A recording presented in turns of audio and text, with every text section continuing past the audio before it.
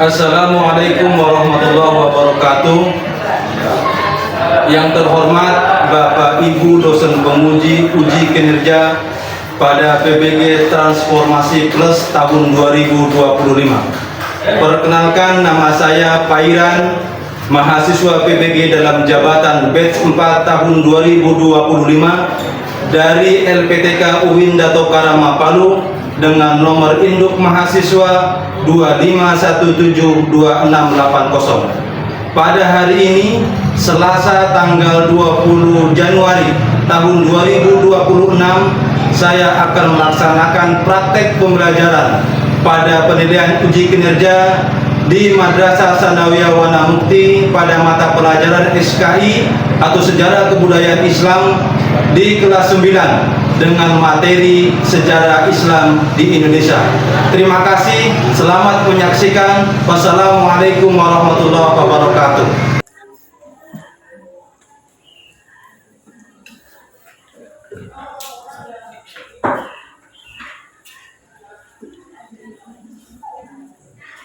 Assalamualaikum warahmatullahi wabarakatuh. Waalaikumsalam warahmatullahi wabarakatuh. Anak-anak sekalian, semoga kalian dalam keadaan sehat walafiat dan siap mengikuti pembelajaran pada hari ini.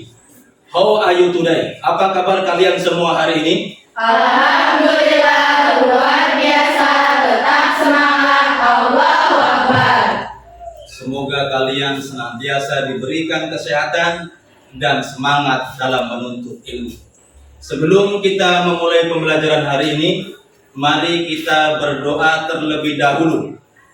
Semoga dengan kita berdoa, kegiatan proses belajar mengajar kita diberi kelancaran dan memberikan manfaat bagi kita. Amin.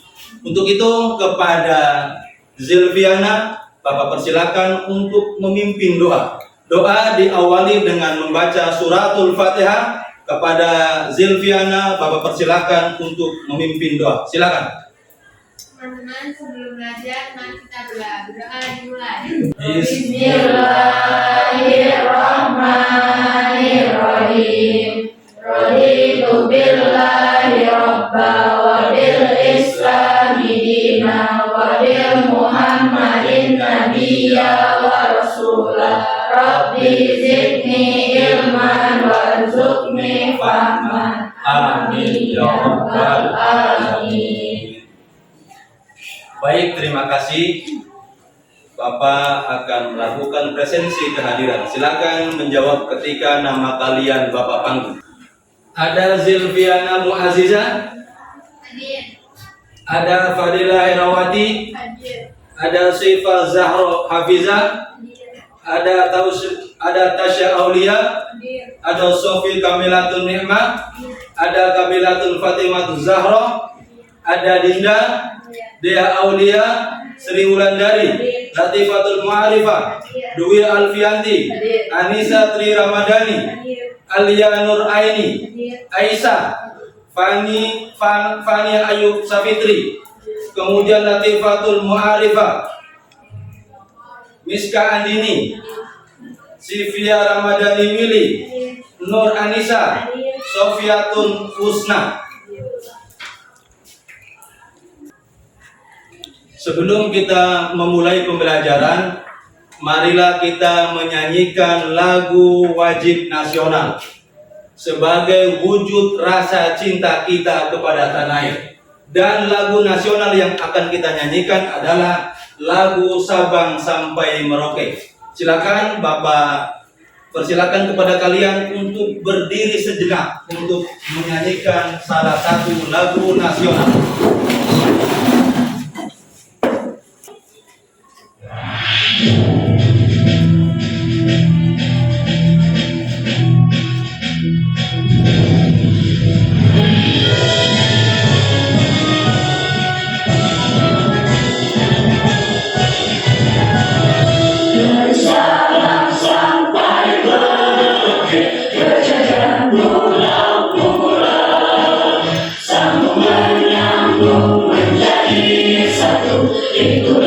Indonesia, Indonesia tanah Aku berjanji padamu, menjunjung tanah airku Indonesia.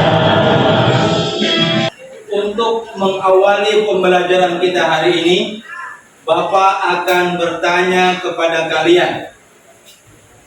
Menurut kalian, bagaimana kira-kira kehidupan masyarakat Indonesia sebelum Islam, dan bagaimana Islam itu bisa berkembang dengan cepat? Nah, pertanyaan-pertanyaan tersebut akan mengantarkan kita pada materi pembelajaran kita hari ini tentang sejarah Islam di Indonesia. Sebelum itu, Bapak akan menyampaikan kembali kesepakatan kelas yang pernah kita buat bersama. Untuk kemudian Bapak sampaikan kembali di sini agar proses belajar mengajar dapat berlangsung dengan lancar. Pada poin pertama pada kesepakatan kelas yang kita buat adalah mengikuti pembelajaran dengan serius. Poin kedua, tidak melakukan tindakan bullying kepada siapapun. Kemudian poin yang ketiga, menjaga ketertiban dan ketenangan dalam pembelajaran. Dan pada poin yang terakhir, menerima segala konsekuensi apabila melanggar kesepakatan ini. Adapun tujuan pembelajaran kita hari ini, yaitu peserta didik mampu menjelaskan proses awal masuk dan penyebaran Islam di Indonesia secara tepat. Kemudian manfaat pembelajaran, manfaatnya agar peserta didik mengetahui sejarah masuknya Islam di Indonesia dengan benar dan tidak salah paham. Kemudian peserta didik mampu memahami bahwa Islam menyebar secara damai dan dapat menumbuhkan sikap toleransi dan menghargai perbedaan dalam kehidupan sehari-hari. Kemudian untuk motivasi pembelajaran, belajarlah dengan sungguh-sungguh agar kalian mengetahui sejarah masuknya Islam di Indonesia. Pemahaman ini dapat menumbuhkan sikap toleransi, saling menghargai, dan cinta terhadap persatuan. Sebelum kita memulai pembelajaran, kita akan melakukan ice breaking. Ice breaking yang akan kita lakukan adalah kita menyanyikan lagu anak-anak disertai dengan gerakan. Bisa dipahami? Ya. Oke, kalau begitu kita mulai. 1, 2, 3. Kepala, pundak, Lutut kaki, daun, telinga, mata, hidung, pipi, kepala, pundak, lutut kaki. Oke, terima kasih. Silakan duduk kembali.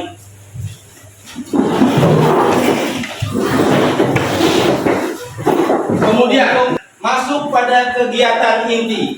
Pada inti pembelajaran kita hari ini, Bapak akan memutar video pembelajaran. Tolong kalian amati, kalian tonton apa isi pembelajarannya. Karena setelah nonton dan menyaksikan video pembelajaran ini, Bapak akan bertanya kepada kalian. Oleh karena itu, simak baik-baik. Simak baik-baik. Setelah kalian nonton, Bapak akan bertanya kepada kalian.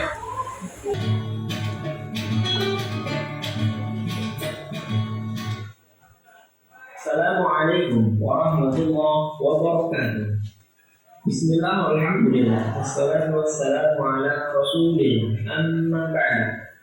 Alhamdulillah, berjumpa kembali dalam sejarah peradaban Islam. Adapun materi yang akan kita bahas pada pertemuan kali ini adalah kondisi masyarakat Indonesia sebelum Islam. Islam merupakan salah satu agama besar di dunia saat ini, dan Islam di Indonesia merupakan mayoritas terbesar umat muslim di dunia. Agama Islam masuk ke Indonesia sejak abad ke-7 hingga 16 Masehi. Proses masuknya Islam ke Indonesia umumnya berlangsung secara damai, di antaranya melalui saluran perdagangan. Islam dibawa oleh para saudagar muslim Arab, Gujarat, Persia, dan Cina. Para saudagar muslim dari Arab seringkali Hani harus singgah beberapa bulan di Indonesia menunggu pergantian angin muson barat dan angin muson timur. Bahkan sejak abad ke-7 Masehi, sebagian besar penduduk Cina bagian barat telah memeluk Islam dan menjalin perdagangan dengan masyarakat Indonesia. Kondisi masyarakat Indonesia sebelum Islam dapat dilihat dari beberapa aspek. Di antaranya adalah yang pertama, kondisi sosial budaya. Penduduk Indonesia terdiri lebih dari 714 suku bangsa yang masing-masing daerah memiliki corak seni, budaya, dan bahasa beragam. Berbagai perbedaan itulah yang membentuk keanekaragaman suku bangsa di Indonesia. Setelah kalian menyaksikan video pembelajaran tadi, Bapak akan mengajukan 1 sampai 3 pertanyaan.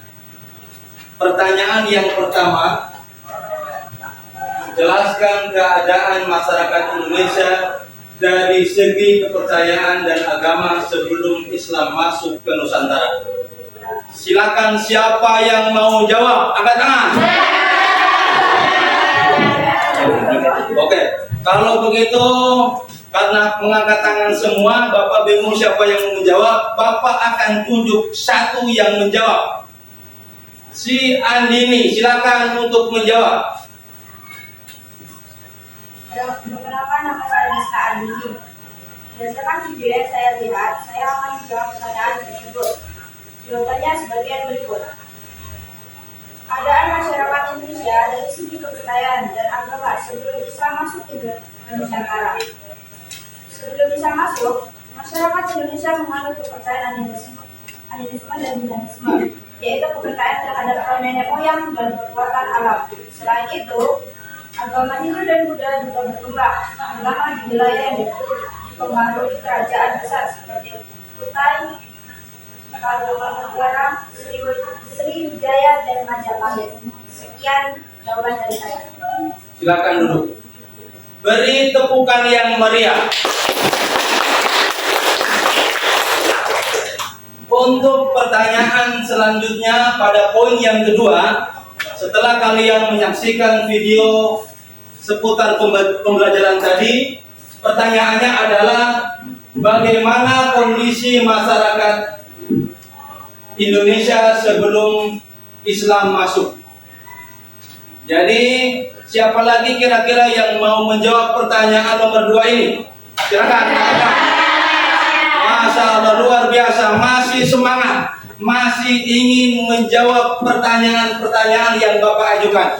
Baik, kalau tadi Bapak lihat semua mengangkat tangan, Bapak percayakan kepada Silviana untuk menjawab pertanyaan nomor 2. Perkenalkan, nama saya Silvi. Saya akan menjawab jawaban nomor 2. Dari apa yang saya dapat dari video tadi, kondisi perekonomian masyarakat Indonesia sebelum masuknya Islam. Perekonomian masyarakat Indonesia pada masa itu bertumpu pada pertanian, perdagangan, dan kelautan. Banyak masyarakat bekerja sebagai petani, nelayan, dan pedagang. Letak Indonesia yang strategis menjadikan jalur perdagangan penting antara India dan Cina. Jawaban yang cukup super. Mari kita beri apresiasi, tepuk tangan yang meriah. Alhamdulillah, kalian sudah bisa menjawab 3 pertanyaan yang Bapak ajukan. Lanjut kepada Bapak akan menjelaskan, ini sudah masuk pada inti materi yang akan Bapak jelaskan. Kondisi masyarakat Indonesia sebelum Islam. Ini dapat kita lihat dari kehidupan sosial, budaya, dan kepercayaan yang maju. Kemudian masyarakat Nusantara sebelum Islam datang itu sudah menganut agama Hindu, Buddha, dan kepercayaan lokal. Kemudian masyarakat yang beragam suku bangsanya. Kemudian tradisi dan adat istiadat yang sangat kuat. Kemudian Indonesia itu letaknya sangat strategis sebagai pusat jalur perdagangan internasional. Kemudian proses masuknya Islam ke Indonesia itu terjadi pada periode abad ke-7 Masehi hingga pada abad ke-16 Masehi. Cara masuknya yaitu melalui jalur perdagangan. Kemudian dibawa oleh para saudagar muslim yang berasal dari Arab, Persia, Gujarat, dan Cina. Kemudian mereka ini berdagang sambil berdakwah. Kemudian menunggu pergantian angin muson yang cukup lama dan berinteraksi dengan masyarakat setempat. Kemudian mereka membentuk perkampungan muslim yang disebut dengan PKOJA. Kemudian metode penyebaran Islam di Indonesia, yaitu yang paling utama dan pertama adalah melalui jalur perdagangan. Ini jalur utama penyebaran Islam. Kemudian melalui perkawinan. Ini ikatan kekeluargaan atau ikatan keluarga dengan masyarakat lokal. Kemudian melalui pendidikan, ada pesantren dan pengajaran agama. Ada seni budaya, ada wayang, ada musik, dan ada seni tradisional. Kemudian melalui tasawuf, ini pendekatan spiritual dan mistis. Kemudian ada metode politik, ini dukungan dari penguasa lokal. Selanjutnya, Wali Songo, ini berdakwah toleran dan sangat damai. Para ulama dan wali ini menyampaikan ajaran Islam dengan pendekatan santun, kemudian menghargai budaya lokal, kemudian metode dakwah yang sangat bijaksana, kemudian Islam mudah diterima tanpa paksaan, kemudian membentuk corak keislaman Nusantara yang damai dan toleran. Kemudian kerajaan-kerajaan Islam di Nusantara, ada kerajaan Samudra Pasai, ini kerajaan pertama Islam di Indonesia. Kemudian ada Kesultanan Aceh, kemudian ada kerajaan Demak, ini pusat penyebaran Islam di Jawa. Kemudian ada kerajaan Mataram, ini kerajaan Islam pertama, ini kerajaan Islam terbesar di Pulau Jawa. Kemudian nilai-nilai penting dari penyebaran agama Islam. Ada 5 nilai-nilai penting dalam penyebaran Islam. Yang pertama, akhlak mulia. Akhlak mulia ini adalah meneladani sikap santun dalam berdakwah. Kemudian nilai-nilai toleransi, ini menghargai keberagaman budaya dan kepercayaan. Kemudian ada nilai kedamaian, ini penyebaran Islam tanpa kekerasan dan paksaan. Kemudian nilai kebijaksanaan, metode dakwah yang sangat bijak dan kontekstual. Kemudian ada persatuan, ini menyatukan berbagai suku dan budaya. Kemudian apa relevansinya sejarah Islam untuk kehidupan saat ini? Relevansinya, masyarakat Indonesia itu yang beragam masih membutuhkan yang namanya toleransi dan saling menghormati. Ini relevansi sejarah Islam dengan kehidupan saat ini. Kemudian metode dakwah yang santun dan bijaksana ini masih relevan dan masih dibutuhkan. Kemudian nilai-nilai kebersamaan dan gotong royong juga masih sangat penting. Kemudian menghargai keberagaman adalah kekuatan bangsa. Kemudian pada yang terakhir, akhlak mulia adalah fondasi kehidupan bermasyarakat. Nah, selesai Bapak menjelaskan materi sejarah Islam di Indonesia. Setelah ini Bapak akan membagikan kepada kalian LKK, lembar kerja kelompok beserta materinya. Jadi Bapak akan bagikan LKK materinya, nanti kalian berdiskusi dengan kelompoknya, dan ketika berdiskusi kalian akan ditanya oleh kelompok lain. Dan kelompok lain boleh memberi tanggapan dengan cara-cara yang santun. Bisa dipahami? Oke, Bapak akan bagikan lembar kerja LKK dan materinya.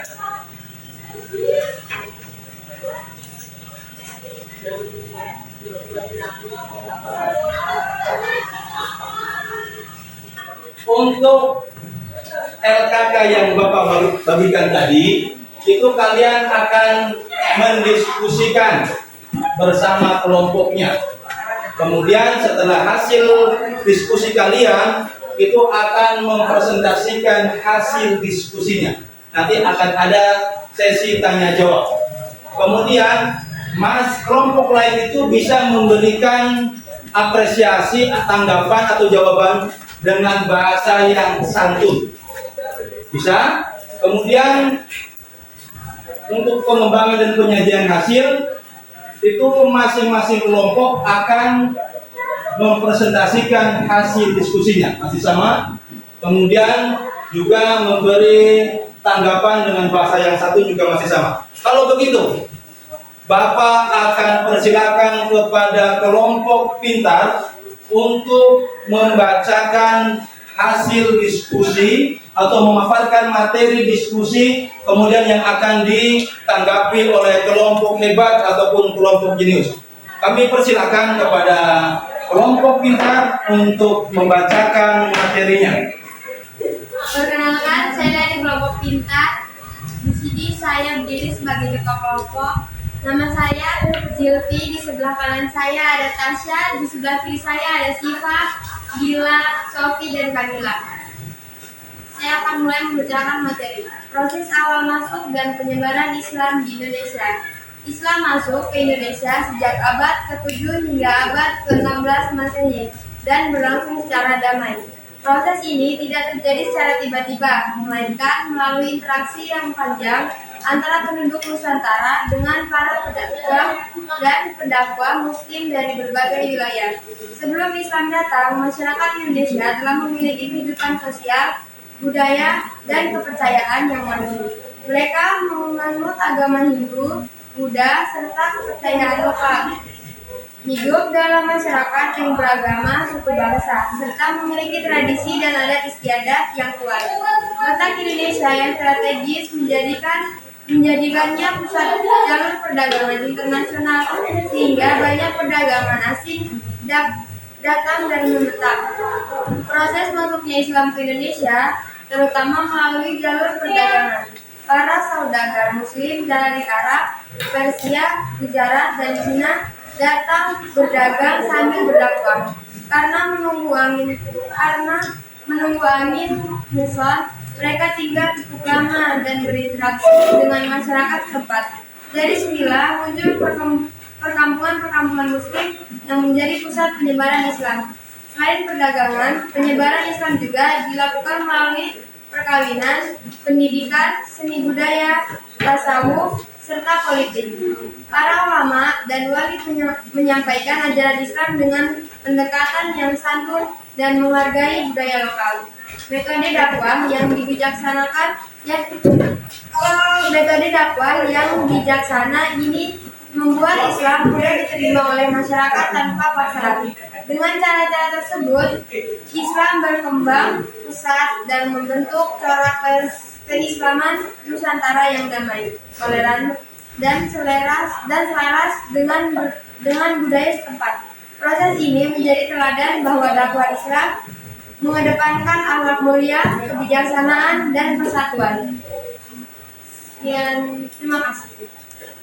Ya, Bapak persilakan kepada kelompok hebat dan kelompok jenius untuk memberikan pertanyaan terkait materi yang disampaikan oleh kelompok pintar tadi. Silakan kepada kelompok hebat yang mau bertanya, dipersilakan berdiri, kemudian memperkenalkan nama kelompoknya. Silakan. Perkenalkan, nama saya Dwi dari kelompok hebat akan bertanya, apa peran kerajaan-kerajaan Islam dalam memperkenalkan dan menyebarluaskan Islam di Indonesia? Bapak persilakan kepada kelompok pintar untuk menjawab pertanyaan dari kelompok hebat. Silakan kepada ketua kelompok pintar, barangkali sudah bisa memberi jawaban. Dipersilakan untuk bisa menjawab. Silakan. Baik, saya akan menjawab pertanyaan dari kelompok hebat. Peran kerajaan-kerajaan Islam dalam penyebaran Islam di Indonesia. Kerajaan-kerajaan Islam berperan besar dalam memperkenalkan dan menyebarkan Islam. Antara lain, Kerajaan Samudra Pasai menjadi pusat perdagangan dan pendidikan Islam di Nusantara. Kesultanan Aceh berkembang sebagai pusat ilmu pengetahuan dan dakwah Islam. Kerajaan Demak berperan penting dalam Islamisasi Jawa dengan dukungan Wali Songo. Kerajaan Mataram Islam mengembangkan Islam dengan tetap menghargai tradisi lokal. Melalui kerajaan-kerajaan tersebut, Islam berkembang tidak hanya sebagai agama, tetapi juga sebagai sistem sosial dan pemerintahan. Sekian. Bapak persilakan dari kelompok jenius untuk bertanya kepada kelompok pintar. Silakan, siapa yang mau bertanya dari kelompok jenius, dipersilakan. Perkenalkan kelompok dan namanya. Perkenalkan, nama saya Tanya Kaini dari kelompok Jenius mau bertanya, bagaimana hubungan antara Islam dan kebudayaan lokal di kerajaan-kerajaan tersebut? Baik, saya akan menjawab pertanyaan dari kelompok Jenius. Hubungan Islam dengan kebudayaan lokal.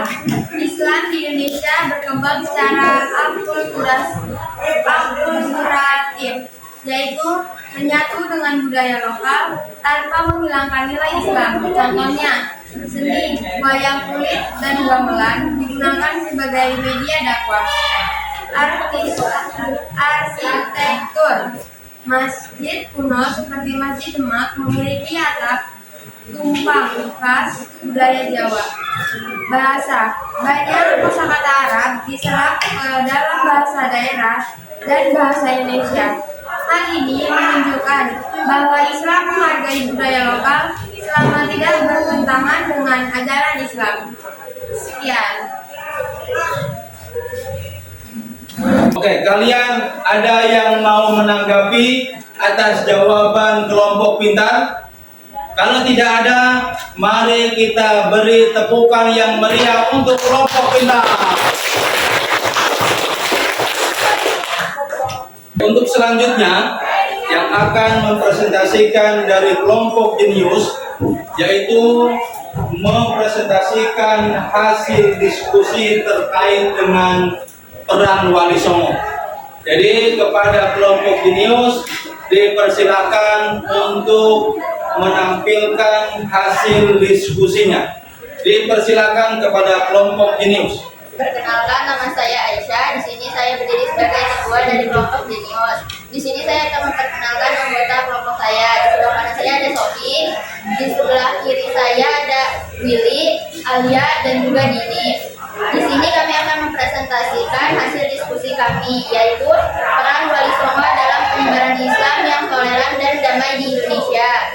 Fokus materi kami di sini menganalisis peran Wali Songo dalam memperkenalkan dan menyebarkan Islam di Indonesia melalui pendekatan budaya, sosial, dan kemasyarakatan yang toleran, damai, serta menghargai keragaman lokal. Di sini kami membuat clipping. Dari clipping tersebut kami akan menjelaskan peran Wali Songo dalam menyebarkan Islam di Indonesia dengan pendekatan yang toleran, damai, dan menghargai budaya lokal, serta apa relevansinya bagi kehidupan masyarakat Indonesia yang beragam saat ini. Peran Wali Songo dalam penyebaran Islam: berdakwah dengan pendekatan budaya dan sosial, serta tidak memaksa masyarakat untuk masuk Islam. Contoh peran Wali Songo: Sunan Kalijaga berdakwah melalui seni wayang dan tembang Jawa. Sunan Bonang menggunakan musik dan pendidikan pesantren, serta Sunan Kudus menghormati tradisi Hindu Buddha, misalnya melarang penyembelihan sapi. Pendekatan Wali Songo sangat relevan dengan kehidupan masyarakat Indonesia saat ini yang beragam. Nilai toleransi, persatuan, dan sikap moderat perlu terus diteladani oleh generasi muda agar tercipta kehidupan yang rukun dan damai. Sekian presentasi dari kami. Baik, Bapak akan membagikan LKPD. Silakan kalian tulis namanya masing-masing, kemudian kalian kerjakan LKPD ini. Bentuk soalnya di LKPD itu ada pilihan ganda biasa dan benar salah. Jadi kalian baca petunjuk LKPD-nya terlebih dahulu untuk menjawab soal-soal yang ada. Oke, Bapak kasih waktu 2 menit. Silakan tulis nama, kemudian buka lembaran soalnya, jawab dengan hati-hati karena setiap soal jangan terkecoh dengan soal-soal yang kalian anggap mudah, tapi baca dengan teliti. Silakan.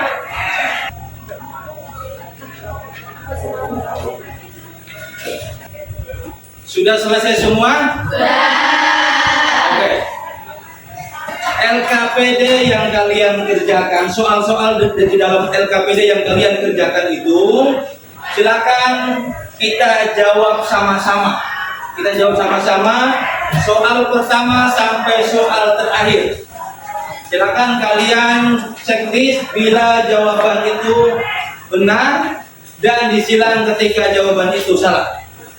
Bapak percayakan kepada Dinda untuk membacakan soal pertama. Nanti soal berikutnya di samping kiri kanannya Dinda untuk membacakan soal-soal berikutnya. Silakan kepada Dinda. Salah satu agama yang telah dianut masyarakat Indonesia sebelum datangnya Islam adalah. Siapa yang menjawab A? Tidak ada. Siapa yang jawab B? Siapa yang menjawab C? Siapa yang menjawab D? Tidak ada. Jawabannya adalah B. Jawabannya adalah B. Silakan kalian checklist. Kemudian untuk soal selanjutnya sebelah kanannya Dinda, silakan. Kepercayaan bagi kaya yang dianggap sebagai masyarakat menggunakan Indonesia. A. Roh nenek moyang. B. Dewa-dewa alam. C. Sang Yang Sayang. D. Acara dan patung. Jawabannya C. Jawabannya C. Silakan kalian checklist. Untuk soal berikutnya, silakan Dwi Alfianti untuk membacakan soal. Pada keseharian masyarakat Indonesia sebelum Islam yang banyak melakukan wilayah pesisir adalah A. Bercocok tanam, B. Beternak, C. Berdagang dan melaut, D. Berburu. Jawabannya C. Jawabannya C. Silakan checklist. Kemudian soal berikutnya, silakan di sampingnya silakan jawab. Kerajaan Sriwijaya mengalami kejayaan karena didukung oleh lengkapnya berbagai kerajaan. A. Agraris, B. Feodal, C. Maritim, D. Tradisional. Jawabannya C. Oke, kepada soal lagi. Cut. Gas. Oke, soal berikutnya silakan dibaca soalnya. Proses pertama dan utama dalam proses penyebaran Islam di Indonesia adalah melalui A. Pendidikan, B. Tasawuf, C. Perkawinan, D. Perdagangan. Jawabannya D. Jawabannya D. Berarti jawabannya benar semua. Kemudian soal selanjutnya silakan Tasya. Masyarakat Indonesia sebelum Islam diberikan aturan sosial dan budaya. Salah. Benar apa salah? Silakan di checklist. Kemudian untuk soal berikutnya silakan Silviana. Sebelum Islam datang, masyarakat Indonesia telah mengenal sistem pemerintahan juga kerajaan. Benar apa salah? Kemudian soal selanjutnya silakan. Mayoritas masyarakat pedalaman Indonesia sebelum Islam menggunakan budaya sebagai riwayat. Jawabannya benar apa salah? Oke. Soal selanjutnya silakan. Data geografi Indonesia dan strategi menjadikan jalur perdagangan internasional. Benar apa salah? Kemudian soal terakhir silakan Sofiatul. Agama suku bangsa di Indonesia merupakan kekayaan yang harus dijaga dan dilestarikan. Jawabannya benar apa salah? Benar. Jadi kalian bisa menjawab semua pertanyaan-pertanyaan dalam soal yang ada di lembar kerja peserta didik. Sekarang Bapak minta kalian bisa untuk dikumpul kembali LKPD-nya. Silakan barangkali siapa yang bisa mengumpulkan LKPD yang sudah kalian jawab.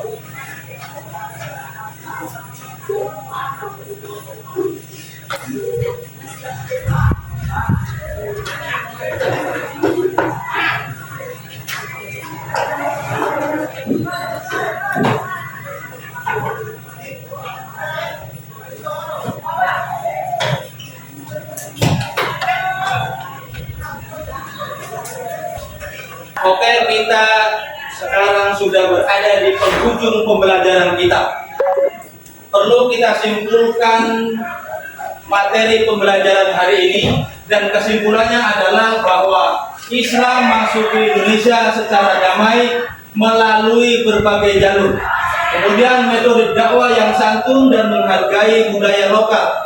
Kemudian Wali Songo itu menjadi teladan dalam penyebaran Islam.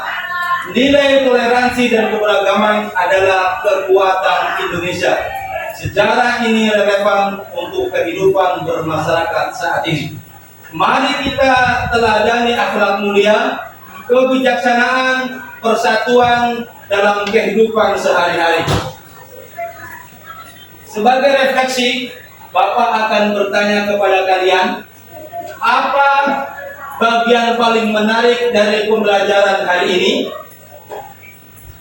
Apa yang akan kalian lakukan agar hasil belajar kalian lebih baik ke depan? Kemudian, bagaimana perasaan kalian setelah belajar hari ini?